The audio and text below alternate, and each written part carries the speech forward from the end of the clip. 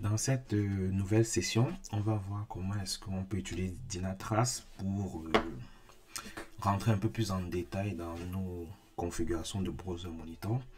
Souvenez-vous, on avait dit qu'il était possible d'utiliser le recode. Ça permettait d'enregistrer le chemin.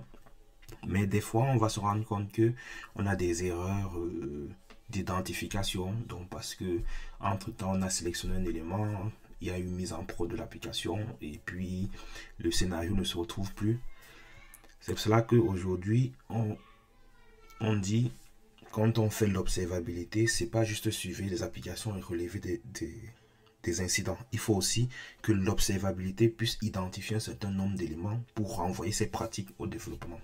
Et c'est pour cela qu'on va essayer de voir un scénario dans lequel on va plutôt recommander aux développeurs, lorsqu'ils construisent des formulaires HTML, de positionner à chaque fois un ID.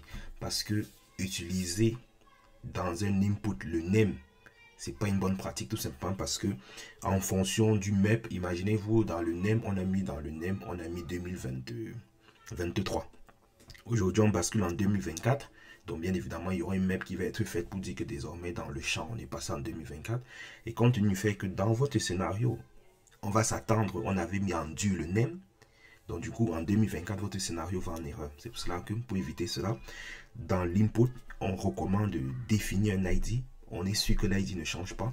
Et donc, du coup, en fonction des maps de vos applications, si on décide de changer le name, ça ne influe en rien les maps. C'est pour ça que vous allez voir des entreprises dans lesquelles, en début d'année comme ça, ils se retrouvent en train de refaire, de corriger les scénarios, tout simplement parce que dans le scénario, il y avait un moment où on cliquait sur un bouton dans lequel il y avait peut-être l'année.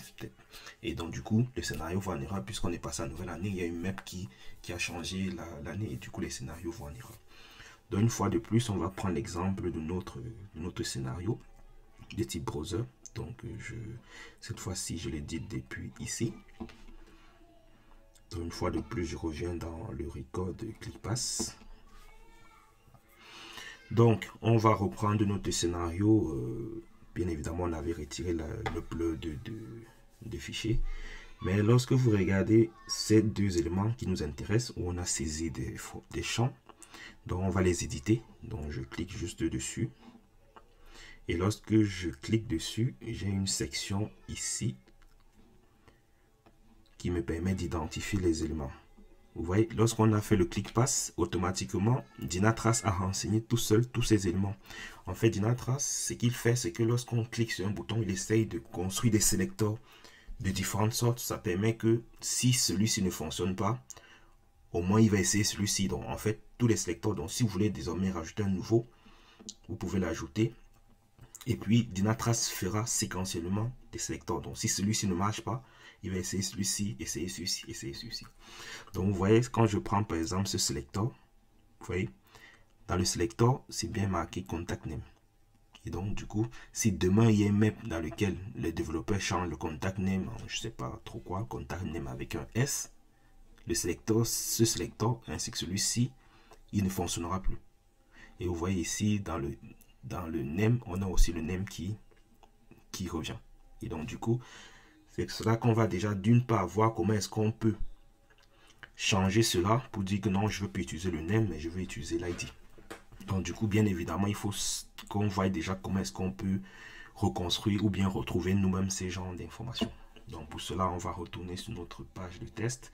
On descend tout en bas au niveau de notre formulaire. Donc, je vous avais dit que vous pouvez le faire avec un module qui est intégré dans tous les navigateurs aujourd'hui, du moins les plus communs, Firefox, Chrome.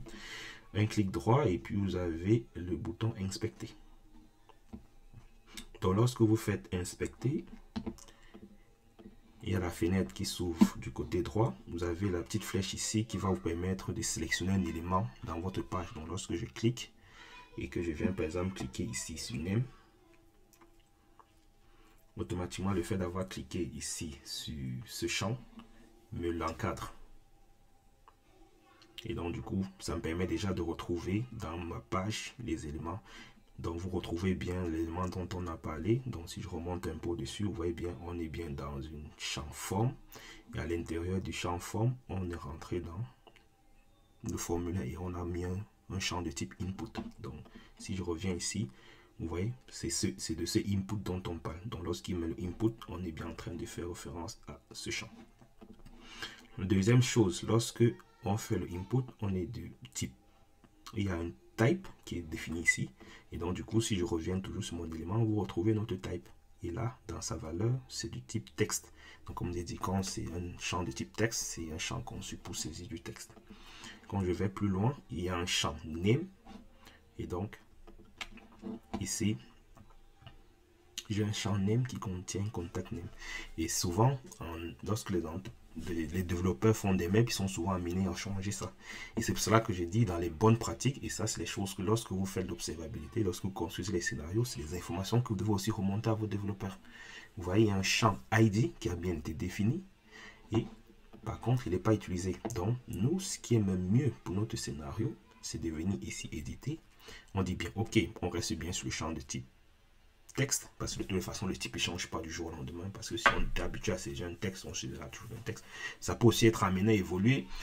C'est pour cela que peut-être c'est pas une si bonne idée de garder le champ de type texte, parce que demain, c'était du texte, on peut le basculer désormais en mode password, et là, votre scénario aussi ne fonctionne pas. Et donc, du coup, quand je viens, je vois qu'à côté de name et type, j'ai un champ qui s'appelle ID. Et donc, je peux décider de remplacer mon name par ID. Et je récupère l'ID qui se trouve là. Bon, ils ont mis au niveau du développement, au niveau de l'ID, on a mis exactement le champ. Et puis, je peux faire un apply. Pour vous montrer que ça fonctionne toujours bien, je peux carrément décider que non, je ne veux même plus chercher ça, parce que demain, ça c'est des sources d'erreur. Comme je vous ai dit, lui va chercher le premier, donc vous pouvez laisser les autres en bas. Vous pouvez laisser les autres en bas, parce que de toute façon, il commencera toujours par celui-ci. Bon, pour des raisons de test, je supprime carrément tous les autres. Et puis, je fais enregistrer mon scénario. Donc on était ici, et donc du coup quand je reviens ici, vous voyez bien que désormais on n'a que l'input de type ID égale contact name. Bien évidemment, quand on fait un ID, il faut que l'ID soit unique dans la page. Hein. C'est les principes de base de la gestion des ID. Et donc, tout ce que je peux faire un playback. Pour demander à Dynatrace de rejouer mon scénario. Bien évidemment, il se parcourt. Et vous voyez, à ce niveau, il a bien saisi notre champ recruteur. Il est bien passé sur le champ email. Et ainsi de suite. Il est en train de faire le carrousel. Il ouvre les images. Et là, il a terminé. Et bon, il y avait des images qu'il doit ouvrir. Et là, il vous informe que votre scénario s'est bien exécuté. Et donc, c'est comme ça qu'on fait de la gestion un peu plus avancée. Donc, une autre chose, lorsqu'on est sur le Inspect, donc je vous ai montré ce petit bouton qui vous permet de sélectionner un élément. Ça peut être le champ message. Et donc, du coup, vous voyez, le champ message, il n'est pas de type input, il est de type text area. Mais lui aussi, il a bien un ID. Donc, si vous voulez l'éditer, bon, dans notre scénario, on ne l'a pas utilisé, mais si vous voulez travailler avec ce champ, ce ne sera pas de type input, ce sera de type text area. Et on recommande d'utiliser un ID. Donc, lorsque vous faites des scénarios et vous vous rendez compte que les éléments n'ont pas des ID, il vaut mieux demander au développeur de mettre à jour et de positionner des ID. Ça permet que votre scénario n'aille pas en erreur parce qu'un développeur en cours de route décide de changer un champ. Autre chose, quand je me positionne, donc je sélectionne mon élément, vous voyez, tout au-dessus de chacun des éléments, vous avez input, donc ça vous remet les inputs. Donc si je prends sur email, vous voyez un dièse contact email. Et donc, vous voyez, si je retourne ici et je prends le champ email, c'est là que vous retrouvez le dièse contact email. Donc c'est aussi comme ça que vous pouvez aussi décider de noter des choses. Mais faites attention, comme je vous ai dit, ça c'est pas la très bonne pratique. Moi je recommande de passer par les ID parce qu'en passant par là, vous avez le risque qu'en cas de changement, ça ne fonctionne plus, puisque si le développeur change, ce contact email ne fonctionnera plus. Et ici, à ce niveau, vous avez différents éléments. Donc, si je reprends par exemple mon champ name, je peux aussi faire un clic droit sur le bloc et je fais copie. Je peux faire un copy element pour vous montrer à peu près à quoi ça ressemble.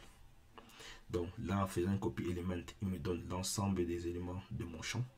Donc c'est tout cet ensemble. Je peux faire un clic droit et puis je fais copy selector. Et donc là, je récupère le contact name qui est celui qui est positionné à ce niveau. Vous avez d'autres options quand vous parcourez. Vous pouvez faire le copy. Vous avez par exemple le XPath qui est aussi pour une autre méthode qui n'est pas forcément la meilleure. Donc quand je colle ici, vous voyez, en fait, il vous donne l'ensemble du schéma.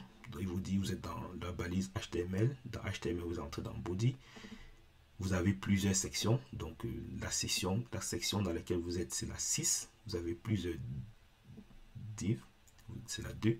Et dans ce div, là, vous avez un div et puis un form, un fill set, ainsi de suite. Donc ça, c'est différents éléments. Pour ceux qui font, il y a d'autres solutions de synthetic monitoring.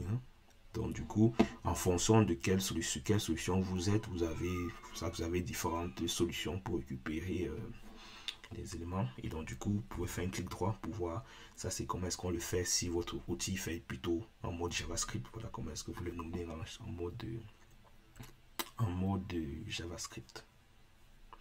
Et donc c'est à ce niveau que vous mettez ces informations. Et pour rappel, quand il y a plusieurs éléments comme ça, Dynatrace va toujours sélectionner le premier. Si le premier il ne le trouve pas, il passe au deuxième. Lorsqu'on édite, vous avez un mode CSS ou un mode DOM. Donc c'est à vous de voir dans quel langage vous voulez être. Moi en général, j'aime bien travailler en CSS parce que au niveau de mon inspect, je peux tout retrouver mes éléments. C'est plus facile à coder lorsque je fais mes scénarios.